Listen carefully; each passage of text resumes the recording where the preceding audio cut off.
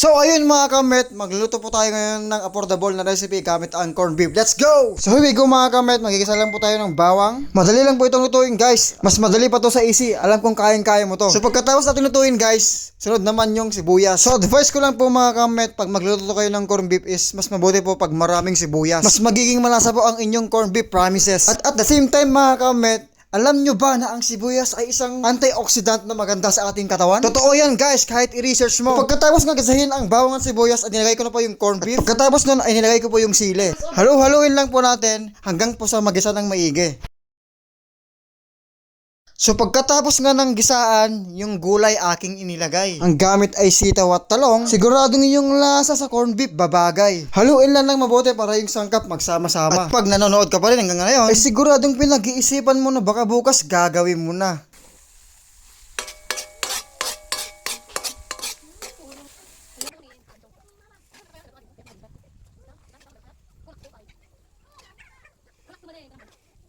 So pagkatapos natin lutuin ang unang pyesa, sasamahan natin ng isda. Dumadara ang tawag sa amin, di ko alam sa ibang probinsya. Kaya wag na nating patagalin at ang pagkain umpisahan na.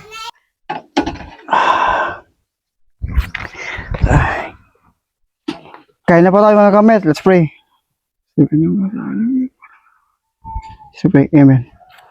So yun guys, ito nga pala yung inihaw natin na dumadara, tawag sa amin, at saka ito yung niluto po natin na corned beef na may sitaw at saka talong. Tingnan natin.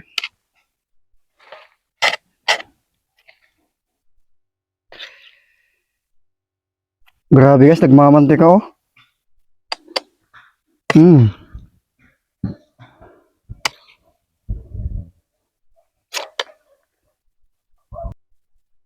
So yung mga kamet, kain na po tayo.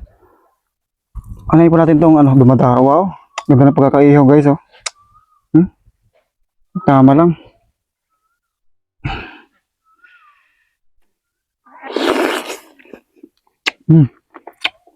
Tamis.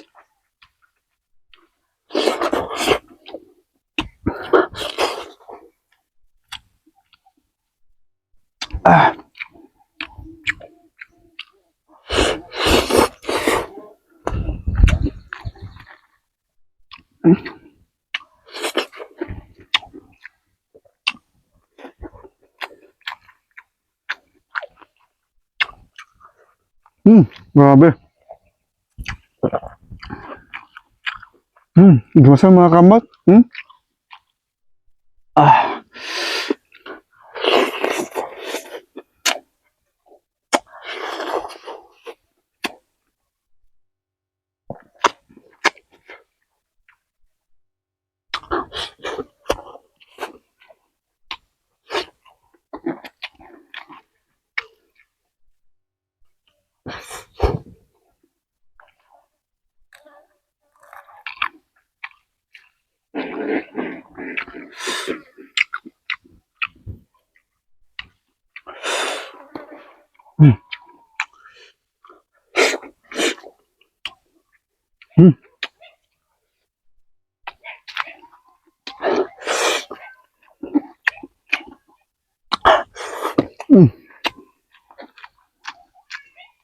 Grabe.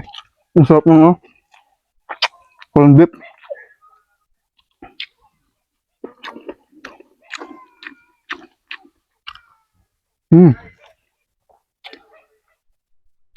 Grabe.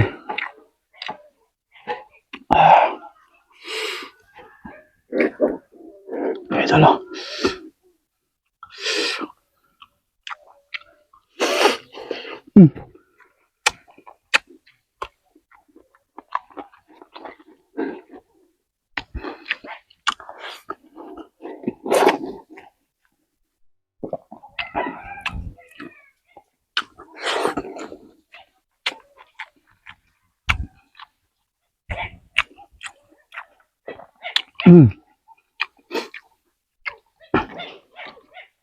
Kaya tayo mga kamet.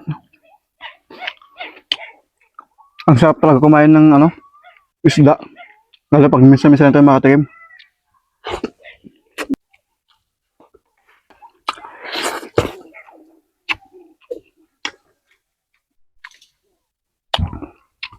Hmm.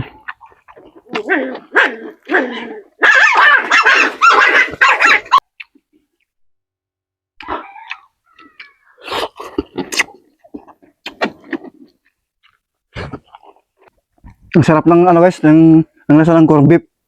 Yung pinaghalong may talong sa sitaw, sa maraming sibuyas. Gawin nyo guys, ang sarap. Tapos lagyan ng sili.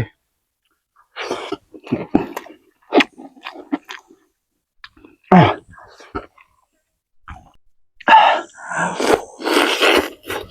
Mm. Mm.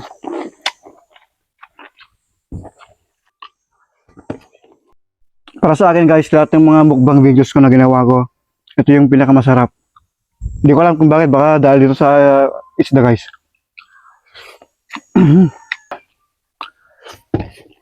Ihimas. Hmm?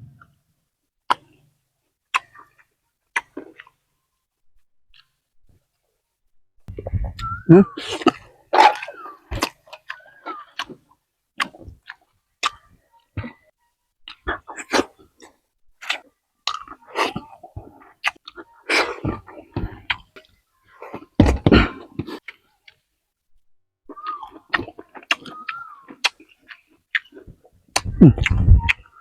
Hmm.